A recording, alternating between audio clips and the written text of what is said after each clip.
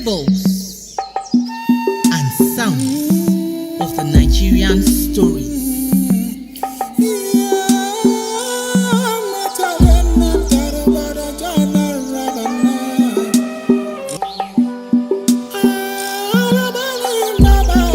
Àrọ́bá ní bàbá ìtàn. Ọmọdé ò bá tàn, á bá àrọ́bá.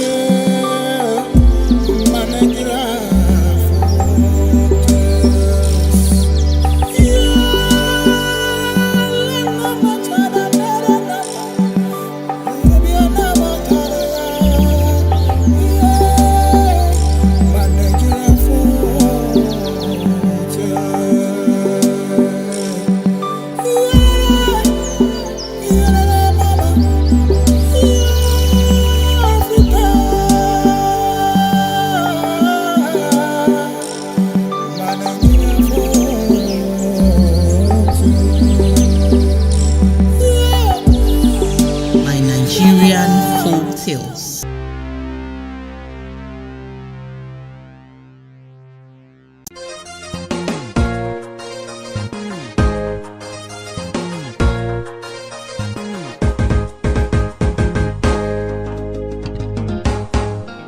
Once upon a time, in a small village in the Hausa kingdom, there lived a married couple, Danjuma and Halima. Danjuma was a hunter, while Halima was a trader. She sold jewelries and clothes in the market. They were successful in their businesses, for they were well known in the entire village. Everyone in that village was of the opinion that Danjuma and Halima had been blessed by Allah with everything anyone could ever wish for, because they had great possessions and children, even though they were only boys. At least it shows that Halima is fruitful, her mother-in-law once said. But Halima was not satisfied. She wished she had a daughter because she felt that a girl will be more helpful than the boys in doing house chores. Moreover, she will be adorned with beautiful clothes and jewelries. Oh, how I wish I had a beautiful nyarinya. If I had a daughter, at least she'll keep my company while I cook. She'll wear beautiful zainis and jewelries. Oh, how I wish, she thought to herself. Halima got pregnant again, but she gave birth to another bouncing baby boy. Everyone around was happy and they all rejoiced except Halima. Yarrow again? She thought, irritated with herself. Her husband, Danjuma, as though reading her thoughts, said to her, Halima, Allah has blessed us again with another wonderful child. You should accept your fate as the mother of boys. Perhaps Allah has destined for you to have only boys. Let's leave it at that. Accept our fate and be thankful to Allah. Her husband admonished her. Not minding her husband's words, this matter still disturbed Halima's mind greatly. She took care of her newborn son for some months, and once he became stable on his little feet, the thought to have a baby girl came to her mind again. And so, out of desperation to have a daughter, she consulted a native priest who gave her some herbs and charms. But then, the priest gave a stern warning. Woman, 9 months from now, you shall give birth to the daughter you seek. But you must remember this. You must not choose for her who to marry, for when the time is right, she shall choose for herself. And when that one comes, you must not hesitate to allow her to marry that one. Do you agree with this condition or not? I agree. Just let me have a baby girl as promised. I promise to keep to the agreement, Fa, she replied. In her desperation to have a daughter, she couldn't understand that the covenant she was entering into at the time was a very dangerous one, or at least she wasn't bothered about the consequences, for nothing else mattered. And so it was that 9 months later, true to the priest's words, Halima gave birth to a beautiful baby girl. Halima was overwhelmed with happiness, for she thought to herself, At last, now I have a nyarinya. Finally, my dream has come true. Oh, how fortunate I am to have this child. So she named her daughter Maimuna. Oh, how beautiful Maimuna was as a baby. She was so adorable, even as a toddler. Everyone around her truly loved her, for she was special. She wasn't like every other girl her age because she was very beautiful. Soon, Maimuna grew into an extremely beautiful lady. She was a cynosure of all eyes. Everyone in that village admired her beauty. All the men in that village wished they could marry her now that she is ripe for marriage. Suitors began to come to her parents to ask for her hand in marriage. The first person to come to her parents with a marriage proposal was her father's friend. His son, Danladi, had informed him of his interest in Maimuna. But when Danjuma informed Halima about this, she humbly explained to her husband the reason they won't be able to choose a man for her. Hey, what have you done? He exclaimed. It was then it dawned on her that what she had agreed to some years back might not be a fair deal after all. Unknown to her, this was just the beginning. More suitors came after that day. The handsome, the rich and wealthy, the common and simple, the influential, but Maimuna rejected them all. Her parents were distraught because they couldn't do anything about it. One day, on Maimuna's way to the market, someone caught her attention. It was a man, a very, very, very, very handsome man. This was a first for her because no man in that village had ever gotten Maimuna's attention in the way this stranger did. He looked quite different from every other man she had been seeing in that village. It was love at first sight, for she thought to herself, Why do I feel this way? No man has ever affected me in this manner. Why do I feel a strong pull towards this man? How I wish he could but speak to me. And as though reading her thoughts, this young, handsome-looking man approached Maimuna. Son Dezua, beautiful He Nyarinya. said in salutations to Maimuna. One could see a beautiful bright smile appear on Maimuna's face in response to the man's greetings. My name is Hassan, He continued. and I've come from far away to do business in this village. May I know your name? Maimuna! She blurted. My name is Maimuna. She felt so shy before this man. So, he is not from this village. No wonder he looks very different. Maimuna thought to herself again. How can I get to see you again? She asked him. Let this be our meeting spot, under that tree. Hassan replied, pointing to a tree around them. When Maimuna got home, she excitedly narrated her experience earlier that day. She told her mother that she thinks she has finally met the one that is going to be her husband. The instant she mentioned the one, Halima's mind flashed back to the priest's exact words some years ago. And she knew that the time she had dreaded for a while had finally come. The next day, Maimuna went to the meeting spot she and Hassan had agreed on the previous day.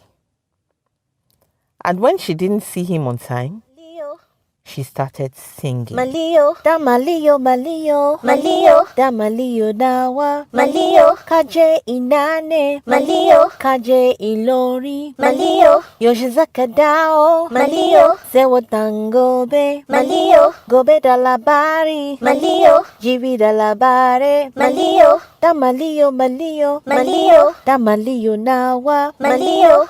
Before she was done singing, she saw Hassan walking towards her. They were both delighted to see each other again. So Hassan told Maimuna that he'd like to meet her parents because he wants to marry her. How elated Maimuna was when she heard these words come out of Hassan's mouth. And so she took him to her parents as a matter of urgency, then introduced him as the man she had chosen to marry. Her father tried to advise her against marrying him, explaining that he was too perfect to be real. Moreover, they barely know him or any member of his family. But she didn't care, for she had made up her mind already. Her mother, Halima, didn't say anything because she understood what was going on. Sooner than expected, the marriage rites were conducted between Hassan and Maimuna, to the amazement of the entire village. Immediately after the marriage ceremony, the couple were set to embark on their journey to Hassan's hometown. With lots of gifts and many sad goodbyes, especially from Halima, Maimuna's mother, their journey began. After they had journeyed for a while, Maimuna asked Hassan if they were getting closer to their destination. Not yet. You know I told you I come from far away, he replied. At that point, Hassan told his new wife that they wouldn't be needing the camel and the donkey, but they will have to walk on foot thereon. They walked on for a while when Hassan suddenly stopped. Minini, what's the matter? Why have you suddenly stopped? Asked Maimuna. Hassan burst into laughter and replied, This is our destination. This took Maimuna by surprise. She looked around, observing that there was no hut and no human in sight. All she could see were grasses and few trees, and suddenly she became afraid.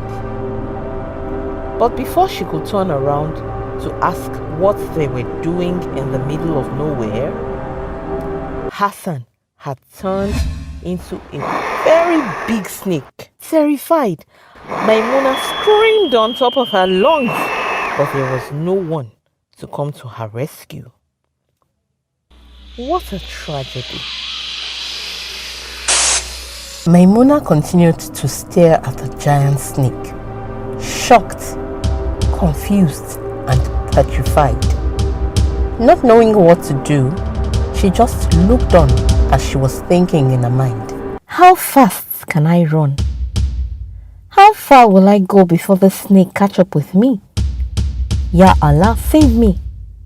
This snake can strike at me any moment from now and kill me. I'm lost. How do I even find my way back home? Just then, she felt a pang of regret. She recalled how her father had warned her about marrying Hassan, a stranger she barely knew.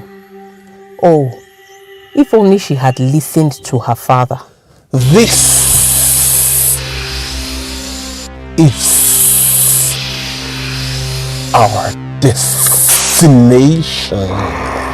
The snake hissed. Listen to me and listen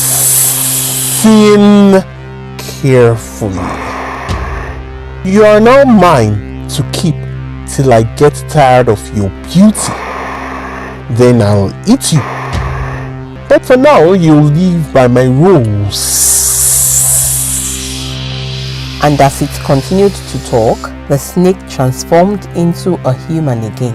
Only this time, it changed into a much older looking man.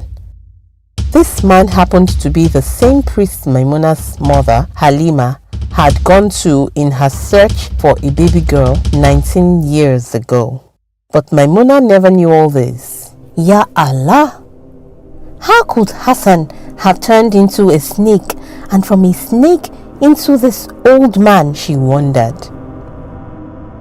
Indeed, he was a total stranger to Maimuna. Yet, Maimuna was no stranger to this man. In fact, he had monitored her since she was a baby. Hence his premeditated move to attract her to himself years later. Several years ago, there was another family who had a similar situation but a different family structure from Danjuma's. Once upon a time, Audu was married to only one wife. Zainab was a humble and good-looking woman and her husband loved her. However, he had made it clear from the onset that he was a polygamist. Therefore, he was going to marry as many wives as was necessary. Zainab got pregnant almost immediately after they got married, and 9 months later, she gave birth to a baby girl. Audu was delighted at the arrival of his first child. He wasn't so particular about the gender, for he was certain he was going to have many other children after all. The excitement of becoming a father was overwhelming enough, so why should he bother? As the years rolled by, they had their second, third, and fourth child, who were all girls. Initially, Audu didn't give it much thought, at least not until one of his friends jokingly brought his attention to it one day. Okay, wallahi, if we were told in future to present our sons for an important mission, you'll disguise one of your daughters as a son, Kobakaba? What do you mean exactly? Audu retorted. What I mean is that, so far, you have only daughters. His friend replied. But girls are also intelligent. Besides, I'm going to have more children, so you can't conclude like that. Notwithstanding, after his friend left, Audu considered his words and gave it a serious thought. After some minutes of thinking about the matter, he decided he would marry a second wife. And that was how he got married to Habiba. When his second wife started giving birth, she also gave birth to girls. So, by the time she had her third daughter, Audu became worried. My first wife couldn't bear me a son. My second wife is yet to bear me a son too? What is happening? He thought to himself. One day, he called out to his wives. Zomana! I have had enough of daughters. I want a son now. He shouted at them. But it's not our doing. After all, Allah is the giver of children. Zainab responded in a bid to calm him down. See, I don't care for your opinion on this right now. All I know is that I want a son that will be my heir.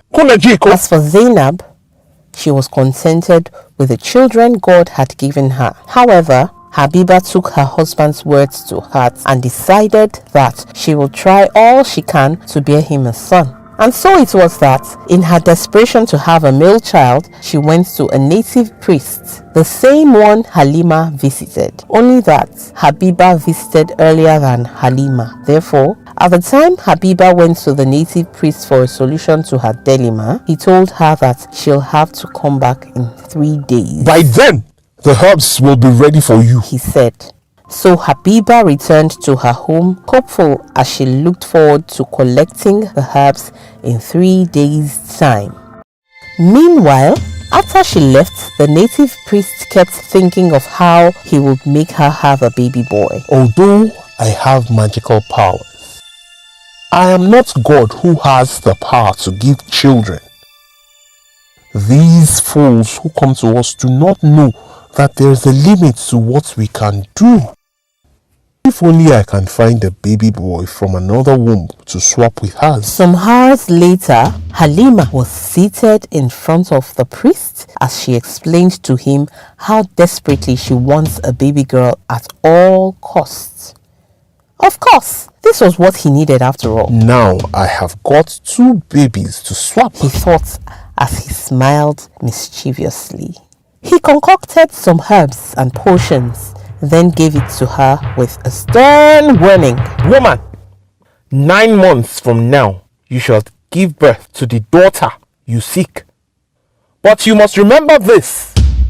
You must not choose for her who to marry, for when the time is right, she shall choose for herself.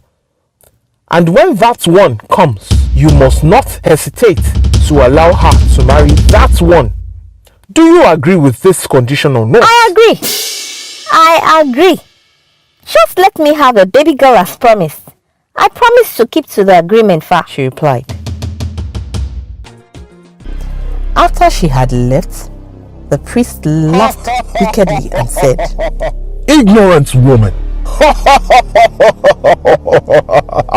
When the time is right, I shall enchant her daughter and she shall fall in love with me. I shall be that one to be chosen.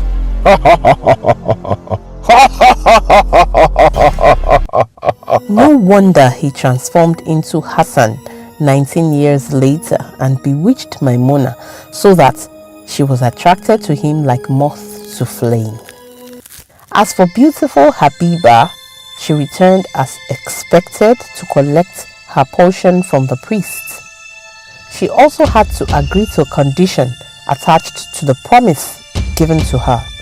Unknown to her, the native priest had inflicted the baby boy in her womb with a rare form of affliction. This was an inevitable occurrence, considering that the magical process he engaged in swapping the baby boy was weightier. Therefore, Habiba's only son grew up having some defects in him, even as a man. Back in the forest, after the snake had transformed into an older-looking man, the native priest, Maimuna began to wonder who exactly she was married to. So she pleaded with him, saying, Please tell me, who exactly are you? What is my offense that you have decided to punish me in this manner? Just then, he burst out in evil laughter and replied, I am Mesihiri, the great sorcerer. And you are now mine, for your mother had betrothed you to me from her womb by virtue of the covenant she made with me 19 years ago. In tears, Maimuna blurted out her disbelief. My mother betrothed me to you? How so? Why? Why would she do this to me? Why? Her cries fell on deaf ears as he called his slave a monkey to attend to his new bride. This monkey was no ordinary monkey, for it could communicate eloquently in human language. It became Maimuna's only companion as she lived in the forest, especially on days the Mesihiri wasn't around. One day, Maimuna asked the monkey how it was possible for it to communicate in human language and how it came to serve the Mesihiri as master. It sighed deeply and said, I am simply paying for my sins. I was once a human being myself before I was turned into a monkey. And over the years, I have had to repent time and again, regretting my past evil deeds. If only I hadn't been wicked to my twin brother. If only I hadn't allowed greed, jealousy, and hatred overwhelm my soul. Oh, how I wish I could turn back the hands of time, but it's impossible. I only pray for forgiveness now. Even as he reflected on the past events in his life, he said, My name is Bala. My name is Maimuna. Bala completed her sentence for her, to her surprise. Yes, I know your name. Moreover, I know who you are. I have known you since you were a child. How's that even possible? She said, almost as a whisper. Seeing her confused expression, Bala felt the need to explain certain things to her. You see, I have worked with Mesihiri for a very long time now, even before you were born. He began to tell her. Your mother And so came to he the went on to Mesihiri. tell her how her mother had come to the Mesihiri desperately seeking a baby girl, and how he had used his knowledge of magic in achieving what she desired. He also told her how the magician, who came to be known as a native priest, had a special means of monitoring her since she was born to the point she was old enough to be married. And finally, how he had changed into a young, handsome man, casting a spell on Maimuna so she could fall helplessly in love with him, then choose to marry him. Ya Allah! So I was enchanted. Maimuna exclaimed as she considered Bala's words. And now I'm done for. She concluded as tears streamed down her cheeks. It was then she understood what the Mesihiri meant when he declared that her own mother had betrothed her to him. No, you're not. Bala declared. There is a way out. Bala had proposed in his heart to help Maimuna from the first day she arrived at the forest, for he felt that she shouldn't have to suffer for her mother's mistakes. He had been with the Mesihiri long enough to know his secrets and tricks, so he told Maimuna how she could escape. There is a pot containing some magical potions the Mesihiri drinks from every 3 days. I have tried to break this pot on numerous occasions to no avail. The day he caught me trying to break this pot, he simply laughed and told me that the pot could only be broken by a female virgin. Therefore, there was no way I could ever succeed in breaking it. I have always suspected the contents of this pot to be the source of his magical powers. If you break it, then you shall be free to escape. But how will I find this pot? Maimuna asked. Just follow me and I'll take you to where it's being kept. However, we must hurry so you can break it before he returns by evening. And so he took her to a tree very close to the river bank. In a flash, he climbed up into the tree and appeared some minutes later bearing the pot in his hands. He handed it over to Maimuna and instructed her to smash it immediately. She did as bidden, and in that instant, Bala was transformed into a human being.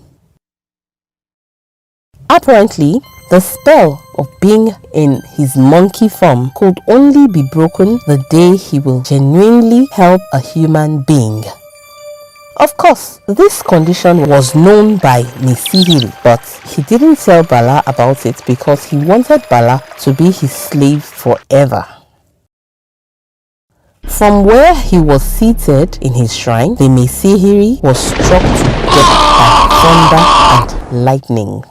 Somehow, Maimuna found her way back to the village, and so did Bala to his village. On getting home, Danjuma broke the news of Halima's death to Maimuna. It's unfortunate that your mother passed on some days ago. She had mourned your departure for days from that day you got married to Hassan. She starved herself for days till she fell terribly ill. Her last words were that Allah should have mercy and make a way of escape for her daughter. She had confided in me after he left that day that because of the covenant, she had no hope of seeing you again. If only she had listened to me. Maimuna later narrated to her father all she had gone through in the forest and how she was able to escape. Even after knowing what her mother had done, she was sad about her mother's death regardless. She was later married off to one of the young men in the village, and her father strongly advised the new couple to be contented with the children God will give to them. The